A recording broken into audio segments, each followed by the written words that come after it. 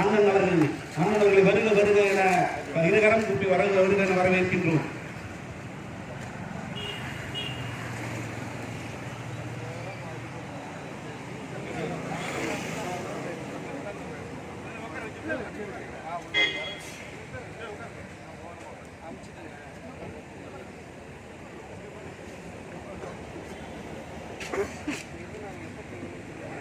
அன்பார்ந்த தோழர்களே, நமக்காக தொடர்ந்து சட்டமன்றத்திலே குரல் கொடுத்து நமது அமைச்சரவர்களை நேரில் பலமுறை சந்தித்து நம்மையும் அமைச்சரவர்களிடம் அழைத்துக் கொண்டு நமது கோரிக்கைகளை எல்லாம் கொடுத்து தொடர்ந்து நமது போராட்டத்திற்கு ஆதரவாகவும் நமது கோரிக்கைகளை வென்றுவிட்டு இந்த அண்ணாமலை பல்கலைக்கழகத்தையும் ஆசிரியர் ஊழியர்களையும் காப்பாற்ற வேண்டும் என்ற உன்னத லட்சியத்தோடு நமக்கு உண்மையாக இருக்கின்ற மாண்புமிகு நமது சட்டமன்ற உறுப்பினர் சிந்தனை செல்வன் அவர்களை மனமாற வருக வருக என்று வரவேற்று நாங்கள் முன்னமே சொல்வது போல் உங்களை தான் நம்புகிறோம், உங்களை மட்டும்தான் நம்புகிறோம். என்ன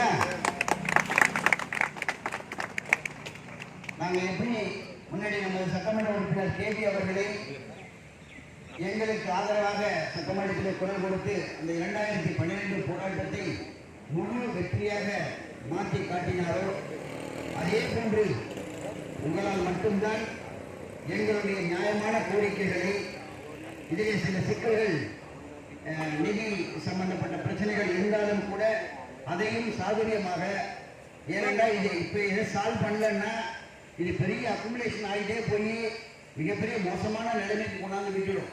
அப்போ அந்த நிதிநிலையை சரி பண்ண முடியாத சூழல், பாவம் அப்பாவி மக்கள் அந்த எதுவுமே கிடைக்காம போவதற்கான வாய்ப்புகள் எல்லாம் வந்துவிடும்.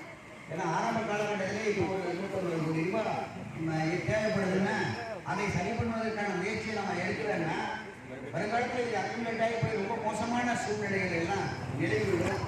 அதற்காகத்தான் நாங்கள் எங்களாலான வேண்டுகோளை தொடர்ந்து உங்களிடம் நாங்கள் முன்வைக்கின்றோம். மாண்புமிகு அமைச்சர் அவர்களிடம் கூட நான் நேரடியாக தொலைபேசியில் பேசினேன், சாப்பிட்டு கூட சொன்னேன். அவங்களும் விரைவில் நான் பேச்சுவார்த்தைக்கு அரேஞ்ச் பண்ணுறேன், அதுக்கான இதை நீங்கள் ஏதாவது பேசி முடிச்சிக்கிங்க அப்படின்னு சொன்னாங்க. சரி, பேச்சுவார்த்தைக்கு அரேஞ்ச் பண்ணுங்க, எங்கள் பக்கத்தில் இருக்க நியாயத்திற்கு சொல்கிறோம், அதுக்கப்புறம் அந்த என்ன வருதுன்னு பார்த்துக்கலாம் அப்படின்னு சொன்னேன். கட்டாயமாக நான் ஏற்பாடு பண்ணுறேன் அப்படின்னு முந்தான நாள் நமது மாண்புமிகு அமைச்சர் அவர்கள் நேரடியாகவே இந்த உறுதிமொழி எடுத்தார்கள்.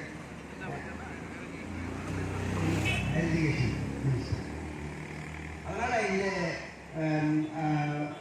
இந்த மாதிரியான உறுதிமொழிகள்லாம் நம்பிக்கை தருகின்ற மாதிரி இருந்தாலும் நம்ம அடுத்தது விரைவில் ஒரு தீர்வை நோக்கி நம்ம போகணும். அதுதான் இந்த பல்கலைக்கழகத்துக்கும் நல்ல வளர்ச்சியை தரும். இல்லைன்னா இப்போ ஒரு சின்ன புள்ளிவிவரங்கள் கூட